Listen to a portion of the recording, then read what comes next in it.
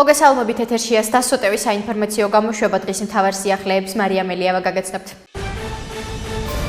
გვერდში ვუდგავარ სალომე ზურაბიშვილს და ყველა ქართველს, ვინც დემოკრატიული მომავლისთვის იბრძვის. ამის შესახებ ბრიტანელი პარლამენტარი ჯეიმს მაკ-კლერი სოციალურ ქსელში წერს. პატივი იყო მიმდინარე კვირას საქართველოს პრეზიდენტ სალომე ზურაბიშვილისთვის მასპინძლობა. ის გადავსებულ ოთახს ესაუბრა დემოკრატიაზე, დეზინფორმაციაზე და მისი ქვეყნის მომავლისთვის იმედებზე. გვერდში ვუდგავარ მას და ყველა ქართველს, ვინც დემოკრატიული მომავლისთვის იბრძვიან, წერს ბრიტანელი პარლამენტარი ჯეიმს მაკ-კლერი. თუ ვინმე კანონს დაარღვევს რადიკალიზაციაზე, კანონის მიერი პასუხი იქნება. ჩვენ არ ვაპირებთ ვინმეს დავუპირისპირდეთ და საზოგადოებას შუაზე გავყოთ. ჩვენ ვაპირებთ ეს დღე ქართველ ხალხთან ერთად აღვნიშნოთ. ამის შესახებ ქართული ოცნების დეპუტატმა ვლადიმერ ბოჟაძემ ჟურნალისტებთან 26 მაისს დაგეგმილ ღონისძიებაზე საუბრისას განაცხადა.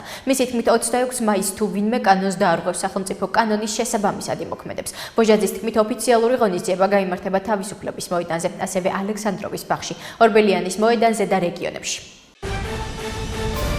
საქართველოს ახალგაზრდა იურისტთა ასოციაციამ სტუდია მონიტორმა საქართველოს ამბებმა და მათმა ხელმძღვანელებმა საკონსტიტუციო სასამართლოში სარჩელი წარადგინეს, რომლითაც მოთხოვნილია უცხოეთის აგენტების რეგისტრაციის აქტის გაუქმება, ასევე დავის დასრულებამდე კანონის შესაბამისი მუხლების მოქმედების შეჩერება. როგორც საზოგადოებისთვის ცნობილია, 2025 წლის 1 აპრილს ქართულმა ოცნებამ მიიღო უცხოეთის აგენტების რეგისტრაციის აქტი, ეგრეთ წოდებული ფარა, რომელიც არღვევს საქართველოს კონსტიტუციას და მიზნად ისახავს დამოუკიდებელი სამოქალაქო საზოგადოების ორგანიზაციების და მედიების გაჩუმებას, დისკრედიტაცია და დევნას, მათ შორის სისხლის სამართლებრივი პასუხისმგებლობის დაკისრების ფორმით. ქართული ოცნების ფარას დებულებები იმდენად ბუნდოვანია, რომ ქმნის რეალურ საფრთხეს მოხდეს მისი გამოყენება დამოუკიდებელი ორგანიზაციების და ფიზიკური პირების გასაჩუმებლად და დასასჯელად. ამას ადასტურებს ის ფართო ინტერპრეტაციებიც, რომლებიც ამ კანონთან მიმართებით ბოლო 2 დღის განმავლობაში ანტიკორუფციული ბიუროს ხელმძღვანელმა გააკეთა. იმისათვის, რომ თავიდან იქნეს აცილებული კანონის ამოქმედებიდან წარმოშობილი მყისიერი და გამოუსწორებელი ზიანი, საკონსტიტუციო სასამართლო ვალდებულია შეაჩეროს გასაჩივრებული ნორმები. არ გვაქვს მოლოდინი, რომ საკონსტიტუციო სასამართლო სწრაფად და კონსტიტუციის შესაბამისად იმოქმედებს, თუმცა მიგვაჩნია, რომ უნდა გამოვიყენოთ სამართლებრივი ბრძოლის ყველა ფორმა კონსტიტუციით მინიჭებული უფლებების დასაცავად, ნათქვამია განცხადებაში.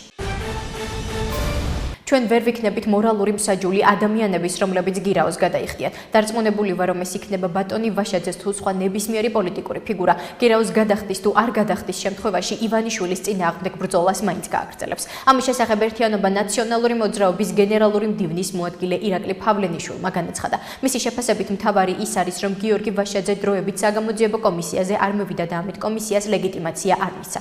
ჩვენ არაერთხელ განვაცხადეთ, რომ ადამიანის ინდივიდუალური არჩევანია გადაიხდის თუ არ გადაიხდის გირაოს. მთავარია ბრძოლა გააგრძელოს ივანიშვილის წინააღმდეგ. რა თქმა უნდა, ჩვენ ვერ ვიქნებით მორალური მსაჯული ადამიანების, რომლებიც გირაოს გადაიხდიან, განაცხადა ფავლენიშვილმა. ამასთან, მან პარტიის სახელით სოლიდარობა გამოუცხადა ზურაბ ჯაფარიძეს. კოალიცია ხალხისთვის ძლიერის საქართველოს ერთ-ერთი ლიდერი ანა დოლიძე გერმანიის ელჩ პიტერ ფიშერზე თავდასხმაზე პასუხისმგებლობას სახელმწიფო თავდაცვის სპეციალურ სამსახურს აკისრებს. დოლიძე გერმანიის ელჩზე თავდასხმასთან დაკავშირებით შესაბამის განცხადებას სოციალურ ქსელში აკეთებს. საერთაშორისო სამართლის მიხედვით ელჩის უსაფრთხოება უნდა დაიცვას მასპინძელმა სახელმწიფომ. შესაბამისად ელჩზე თავდასხმა მასპინძელი სახელმწიფოს, საქართველოს სახელმწიფოს ჩავარდნა. გერმანიის ელჩზე თავდასხმასთან დაკავშირებით პასუხი სახელმწიფო დაცვის სპეციალურ სამსახურს მოეთხოვება, წეს ანა დოლიძე Facebook-ზე. შეგახსენებთ, მედიაში გავრცელებული ინფორმაციით პიტერ ფიშერს ბათუმში 18 მაისს მოქალაქე ვალერი ქოჩიაშვილმა სიტყვიერი შეურაცხყოფა მიაყენა.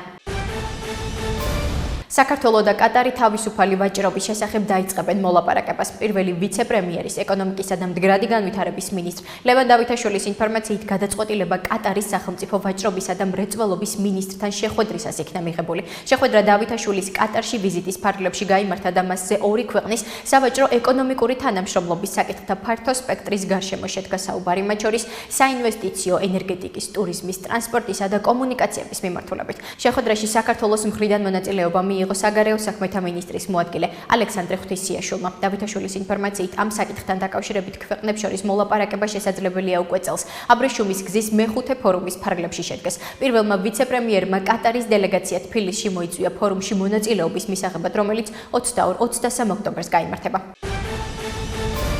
საქართველოს შინაგან საქმეთა სამინისტროს მიგრაციის დეპარტამენტისა და სამინისტროს შესაბამისი დანაყოფების მჭიდრო კოორდინაციით ბოლო დღეებში ჩატარებული კომპლექსური ღონისძიებების ფარგლებში საქართველოდან უცხო ქვეყნის 15 მოქალაქის გაძევება განხორციელდა. შინაგან საქმეთა სამინისტროს მიერ გავრცელებული ინფორმაციით, საქართველოდან გაძევებულ იქნა თურქეთის, ნიგერიის, თურქმენეთის, ჩინეთის, ინდოეთის, იორდანიის, ეგვიპტის, რუმინეთის, ბანგლადეშის, ლიბანის, ირანისა და რუსეთის ჯამში 15 მოქალაქე. მოქმედი კანონმდებლობის შესაბამისად გაძევებულ პირებს ქვეყანაში შემოსვლის აკრძალვა დაუწესდათ. იპოდრომის ყოფილ ტერიტორიაზე მიმდინარე მშენებლობის დროს უსაფრთხოების ნორმების დარღვევის გამო თბილისის მერიამ სუბიექტი 30,000 ლარით დააჯარიმა. ამის შესახებ დედაქალაქის მერმა კახა კალაძემ თბილისის მუნიციპალიტეტის მთავრობის ხდომაზე განაცხადა. აღნიშნულ ობიექტზე რამდენიმე დღის წინ სამშენებლო სამუშაოების მიმდინარეობისას უსაფრთხოების ნორმები დაირღვა. კერძოდ, სართულშუა გადახურვის კონსტრუქციების მშენებლობისას ნაწილობრივ ჩამოიშალა საქარგილე მასალა. თბილისის მუნიციპალურმა ინსპექციამ ყისიერად მოახდინა რეაგირება და სუბიექტი დაჯარიმდა 30,000 ლარით. მშენებლობის პროცესში უსაფრთხოების ნორმების დარღვევის გამო, აღნიშნა კახა კალაძემ. მისი თქმით, მშენებლობა ჩვეულ რეჟიმში გაგრძელდება და კომპლექსი 2026 წლის 1 ივნისამდე დასრულდება. რელიგიის საკითხთა სახელმწიფო სააგენტოს დელეგაცია ვაშინგტონში ევრაზიული ებრაელობის მხარდამჭერი ნაციონალური კოალიციის აღმასრულებელ ვიცე-თავმჯდომარეს და გენერალურ დირექტორ მარკ ლევინს შეხვდა. ამის შესახებ ინფორმაციას რელიგიის საკითხთა სააგენტო ავრცელებს.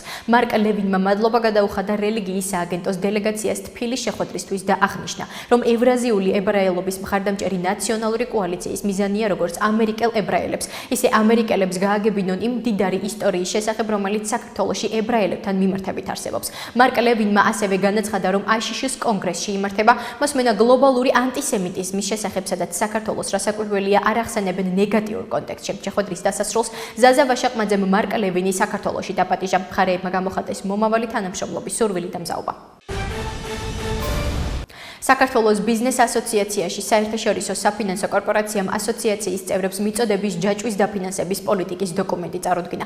საქართველოს ბიზნეს ასოციაციის ინფორმაციით შეხვედრის ფარგლებში განხილული იყო მიწოდების ჯაჭვის დაფინანსების მექანიზმები და არსებული გამოწვევები. ყურადღება გამოხულდა წამყვან კომპანიებზე და მათი მხარდაჭერის მნიშვნელობაზე, რათა მცირე და საშუალო ბიზნესებს გაუადვილდეთ ცნობა აქტივებზე დაფუძნებულ ფინანსურ პროდუქტებზე, როგორიცაა ფაქტორინგი და რევერს ფაქტორინგი. შეხვედრა, რომელსაც საქართველოს ბიზნეს ასოციაციის წევრი კომპანიების წარმომადგენლები ესწრებოდნენ, დისკუსიის რეჟიმში წარიმართა და კომპანიების წარმომადგენლებმა დეტალური ინფორმაცია კონკრეტულ მექანიზმებზე მიიღეს, რომელიც ფინანსებზე წვდომის მხრივ მნიშვნელოვანია ბიზნეს ოპერაციების განსახორციელებლად.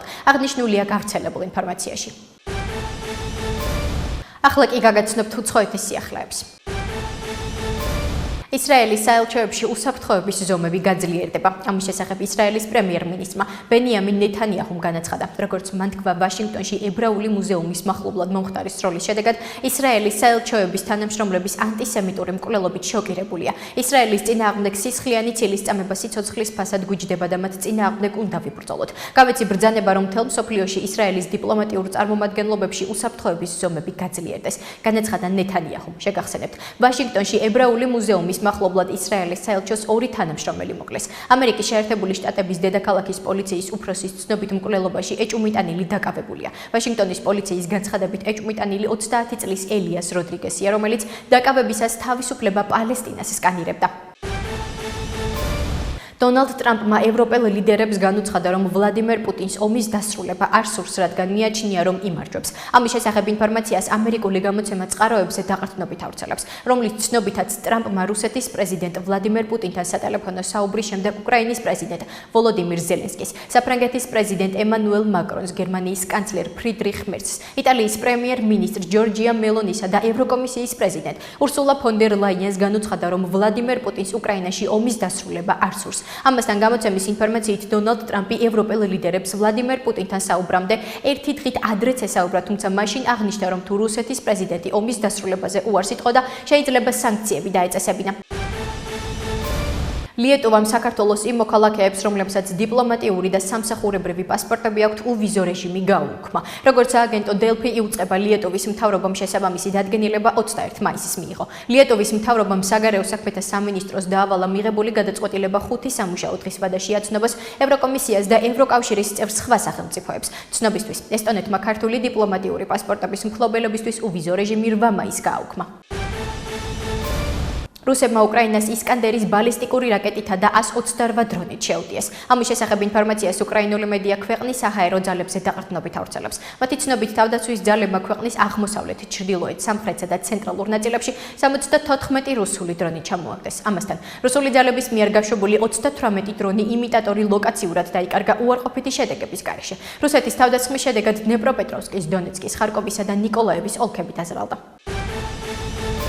ჩრდილოეთ კორეის ახალმა სამხედრო ხომალდმა კატასტროფა განიცადა. ინფორმაციას Reuters-ი ავრცელებს. როგორც ცნობილია, ჩონჯინის ჩრდილო-აღმოსავლეთ პორტში მომხდარი ინციდენტი გემის გაშვების დროს წონასწორობის დაკარგვამ გამოიწვია, რის შედეგადაც სამხედრო ხომალდის ძირის ნაწილები დაიმსხვრა. გამოცემის ცნობით ქვეყნის ლიდერმა კიმ ჩენ ინმა, რომელიც 5000 ტონიანი გამანადგურებლის წარუმატებელ ჩაშვებას თავად ესწრებოდა, განაცხადა, რომ ეს დანაშაულებრივი ქმედება იყო, რომლის ატანაც არ შეიძლება და პასუხისმგებელი პირები დაისჯებიან. ამ დროისთვის უცნობია, არიან თუ არა შემთხვევის შედეგად დაშავებულები. ასეთი იყო მიმდინარე სიახლეები მომავალ შეხვედრამდე.